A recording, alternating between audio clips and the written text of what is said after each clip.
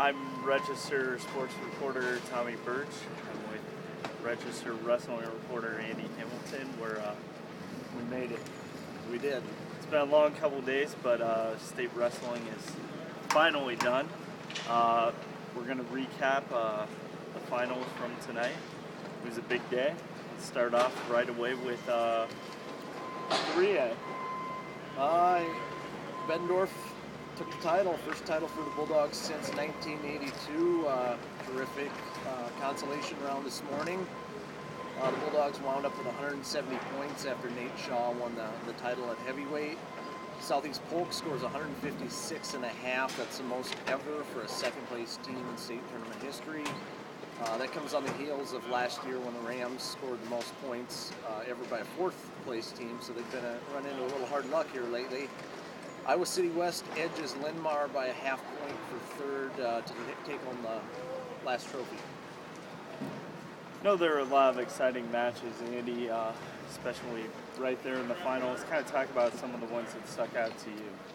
At 113, starting off there, Philip Laux from Iowa City West scores a takedown with 1 second remaining to beat Freddie Stroker from Bettendorf for the second time. Stroker, a freshman, had 2 losses this year and won some big tournaments, but both losses came against Laux, a Wisconsin recruit. That was one. Shifting gears to 126, the big show at the beginning. Corey Clark comes out, scores a takedown 25, 30 seconds into the match. Scores another one later in the first period and rides tough on top. Wins a 6-2 decision against Waverly Shell Rock's Eric DeVos to claim his 4th state title. Kind of the other big story, of course, is Des Moines Roosevelt's John Meeks. Guy didn't lose a single time in his high school career. Talk a little bit about that and what that was like covering that one and what it's been like, I guess, the last couple of days.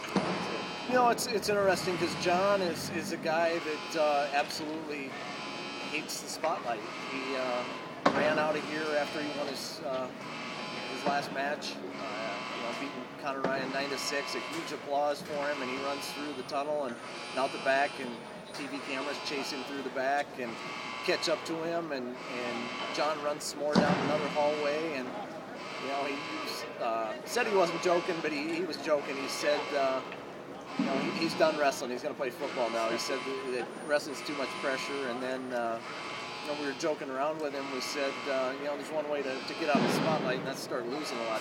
The reporters aren't going to come around then, so we'll find him. Yeah, he said that that's his next idea. He's going to start losing a lot so nobody shoves a TV camera in his face. Any other matches in 3A that kind of caught your eye? Yeah, Zeb Wall from North Central knocks off Justin Covey, top ranked from Iowa City West 3-2. That was a compelling match, a style clash where you got a guy that Wall that's long and tall, and those types have given Covey problems in the past, and he just couldn't score takedowns. That was one. Fast forward to 95, Ross Larson, remarkable season, goes 41-0. 3 matches last more than a period. He pins Bud Smith in the first period at 195. And then Willie Miklas, had a brilliant season as well. He goes undefeated for Southeast Polk at 220. Pins Zach Renshaw of Lewis Central in the finals in the first period, 149 there. Hitting the other finals, we had Matt Wempen of Linn-Mar beat Travis Willers of Pleasant Valley 3-1 in overtime. Tyler Willers of Pleasant Valley defeated Chris Walters of Cedar Rapids Prairie 3-1.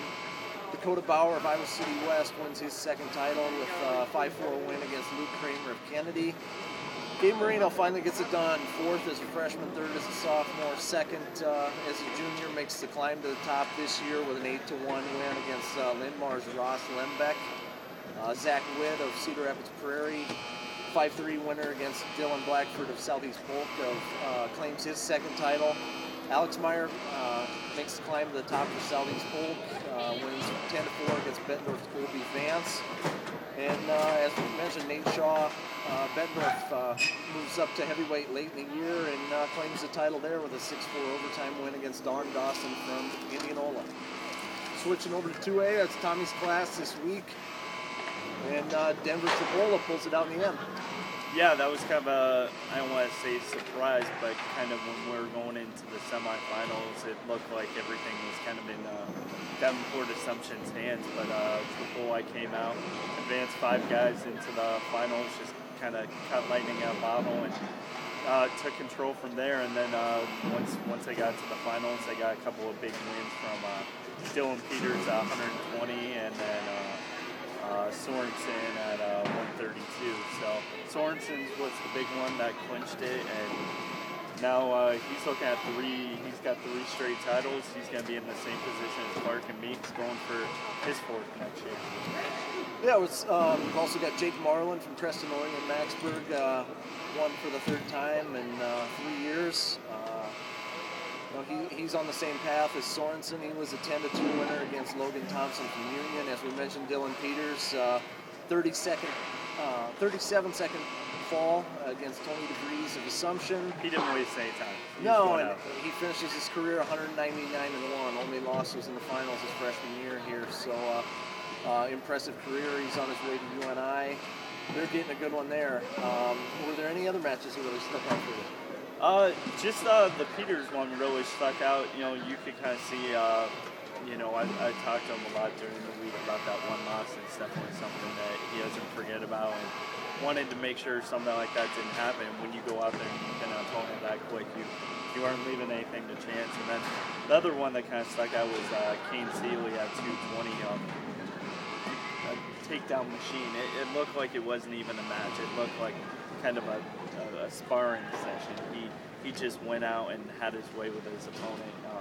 I remember thinking throughout the match, he's going to go play football at Iowa State. I'm like, wow, they're missing a really good wrestler too. So that one stood out to me, and I think that's about it. And then hitting the rest, Doug Miner, Spirit Lake Park, wins his 2nd title with a pin against Mason Miller, a winner set. Max Thompson, a freshman from Union, claims the title with a 6-0 win against Shadaleshin of Albia. Colton McChrystal, guy that's come up short a couple times in the finals here, gets it done against Kyle Springer of Assumption, 8-6 in a wild match at 26. J.C. Vercondi at Williamsburg. did cool backflip when he won. 19-4 Tech Fall winner against Corey Chapin at Denver Trapola. Nick Georgian, Assumption, avenges a loss from districts to Cody Fritz of Solon, wins 8-5 tonight at 152. Eric Lux, who had a big day yesterday, South Tama, scores a fall in the finals at 160. Nick Fuller, Independence major decision against J.J. Hannes of Solon. Seth Asias of Red Oak pinned Garrett Smith of Denver Trapola at 182. Adam Reth, top rank from West Delaware, 195, wins a 3-2 decision against Keaton Hewlett of Creston Orient Maxburg. And then Creston Orient Maxburg heavyweight Colin Bevins wins by fall against Logan Hopp, 250 at heavyweight against Logan Hopp in New Hampton. No, another day of 2A or 1A. You kind of had your eye at least close on that. Kind of take me through where the team ranks ended there. Don Bosco comes out on top. 10th title for the Dons, 95.5 points. Nashua Plainfield finished second with 90. The match that determined it was 160. They went head-to-head. Mark Weber came out on top, 3-2 winner against Taylor Wedeking of Nashua Plainfield. That was the difference in the team race. Any matches that kind of caught your eye when you were peeking over there? Well, we started this segment off talking about Clark and Meeks and them winning four titles, and every time there's a freshman that gets it done, you start wondering about the same thing. And Hunter Washburn goes undefeated for his freshman year for Al Burnett, major decision winner against Blake Dietz of Nashua Plainfield, 11-2 at 106. Then you got to look at the 3-timers in 1A. Jordan Bremer, Woodbury Central, a 5-3 winner against Tyler Kiner of Ogden at 113. Robert Walker from Barnesdale St. Mary's, 13-4 major decision against West Branch's Jake Slocum at 145. His twin brother David finally gets to the top beside him, a major decision winner at 132 against Colby Cole of Lisbon. And then Tyler Shalista of Alburnett wins his third by pinning Kyle White of Central Springs at 122. Those are your three-timers. Then another guy that kind of stuck out, a guy that came out of nowhere late in the season that started turning some heads, Charlie Jones of Waterloo Columbus. Lost 7 matches this year, but put together a heck of a tournament. Beat undefeated Aaron Anderson at Clarion Goldfield 52 in the finals. All right, I'm going to kind of catch you off guard here. I like to do that. But last thing I want to ask you, when you look back at this tournament, what's the one thing you remember, one lasting memory? I think you got to remember John Meeks. It's only been done 5 times. If you look at the names of the guys that have gone through high school unbeaten. Dan Dable, Jeff Gerber,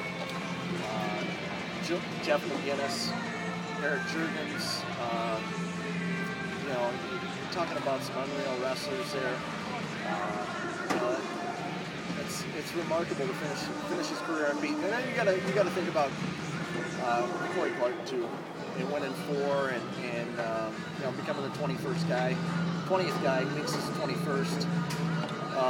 It's remarkable. And then the flip side to that is Connor Ryan, the first guy to come up short 4 times. If he comes along in a different era, 2 years earlier, 2 years later, he may be a multi-time champ. As it is, he's a 4-time runner-up who lost twice to Clark. Once to Jack Hathaway, who finishes his career at 200 with 200 wins, and then tonight to Meeks. So hard luck there, but Connor Ryan's headed to Iowa. I think bright things are ahead of him in his future, and those are the lasting memories of this tournament for 3A. Very cool.